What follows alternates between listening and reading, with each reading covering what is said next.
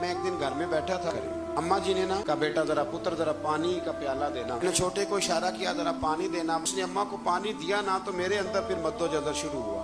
हालांकि हज करने से भी अल्लाह ने राजी होना था और अम्मा को पानी पिलाने से भी। हजारों मील जाके हज करना मेरे लिए आसान है, लेकिन पानी भर के लाना मेरे लिए मुश्किल है। उसी वक्त फिर मुझे समझ आई कि वो हज में लोगों ने जरा हाजी हाजी कहना है ना। अम्मा को पानी देने से किसी ने ऐलान तो नहीं ना करना।